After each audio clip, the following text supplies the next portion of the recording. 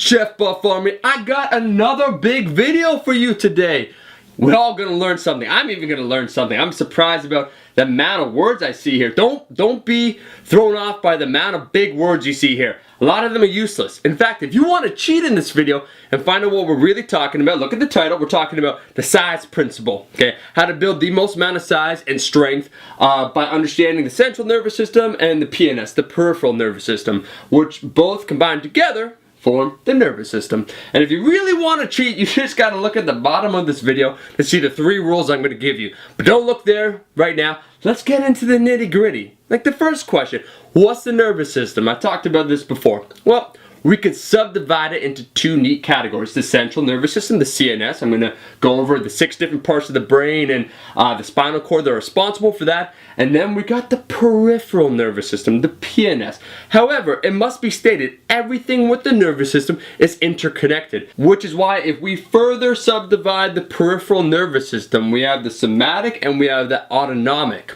The somatic part is the part that deals with the motor neurons innervating the muscle, which means the nervous system connecting with the actual motor unit, the muscle fiber itself. This deals heavily also with the central nervous system, so they're interconnected. And it's purple because purple is my favorite color, and we're going to be talking about that part today. So let's talk about the central nervous system. Your central nervous system is responsible for everything, all your movements, everything that goes on, because not only does it have 6 different parts of your brain, but it also has your spinal cord. And these parts of your brain, you don't need to know that the medulla deals with taste and sensory perception for you to know what's going on with your motor neurons. But you should know that these 6 different parts work together always to form the best consensus of what your body should do. So for instance, the cerebellum is very important. It's perhaps one of the most important out of these 6 parts of your brain that's actually responsible for sending those signals and controlling those fine motor unit details, me moving my hand and so forth. So these 6 different parts work together. When they reach a consensus of what the hell should go on, they send a signal to your spinal cord. The spinal cord then is going to transfer that message from your brain saying, hey guy, move to your spinal cord, and then finally out, a nerve pathway into my hand, causing my hand to move. This is how all muscles will move. Whenever you contract the muscle, you want to lift your bicep, you want to push, this is what happens. Okay, so we know that this is related, the somatic part of the peripheral nervous system and the central nervous system. How are they related? Well, I said this deals with innervation, motor neurons, deals with the signaling of the brain down to the hand. So if we look, I said before, what's a motor unit? Because we're going to describe why we want to use motor units in a second. What's a motor unit? It has to deal with the actual motor neuron, so the nervous system, that nerve sending the signal, and that muscle, the muscle fiber itself. So they come together, the nerve and the muscle fiber, and they form a motor unit. We understand that. You have different types. So you have different types of motor units. Muscles that perform different activities. You have your slow twitch, which are your more endurance-based muscle fibers. So think they're slow endurance, going for a long jog. That will come into play. You have then 2 different types of fast twitch. We're still discovering a whole lot more. This is slightly outdated, but hang with me here.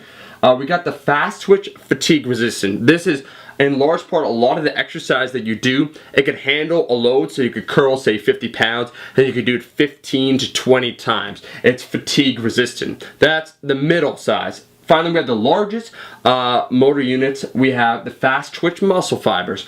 Those are fast fatigue, meaning you can lift a heavy weight, but you can't lift it a lot. 100% of your 1 rep max, how many times can you lift? 1 time. So you can lift 500 pounds 1 time with these special fast twitch muscle fibers. Whenever you try to recruit any type of muscle fiber, your fast twitch to lift a heavy weight, your fast twitch fatigue resistant to lift, moderate weight, or even just doing a slow fucking jog on the beach, there's an order as to how you recruit those muscle fibers. In other words, it goes from top down. You always will recruit the easiest, the slowest muscle fibers first. So even when you're lifting a maximal load, what will happen? You'll first do the slow twitch, then the fast twitch fatigue resistant, and then finally the fast twitch fast fatigue. What I mean is you'll use the smallest muscle fibers first, and then gradually work up to the largest muscle fibers. Bam! So if you just want the rules, let's talk about them. Now that we know about the size principle, the different muscle fibers, the motor units, a little bit about the nervous system, not too much about the central nervous system and the peripheral nervous system, we could go over how to recruit the maximum amount of motor units, because we know the more motor units we recruit, the more total strength and size we will achieve. Rule number 1, lift the maximal load, okay? One approaching your 1 rep max, so 85%, 90%, 95%. This usually should be the first lift that you do, first main movement. A lot of bodybuilders are switching to this now as well. The second way you could recruit the maximum amount of motor units is to lift the sub-maximal load, so 60, 70% of your 1 rep max, usually what you bench with most gym bros, and try and lift it as fast as possible. I already explained in another video about the concentric, about trying to be explosive on that concentric, on the lifting up portion. Forget about time under tension for now, because I'm not talking about the eccentric, which would be the second half of this equation. I'm talking about the concentric. You want to be explosive. The third and final one actually would state how do you recruit the maximum amount of motor units, where you could also lift the sub-maximal load of failure. Ding, ding, ding, ding, ding. This is what a lot of bodybuilders would do. They go right to failure.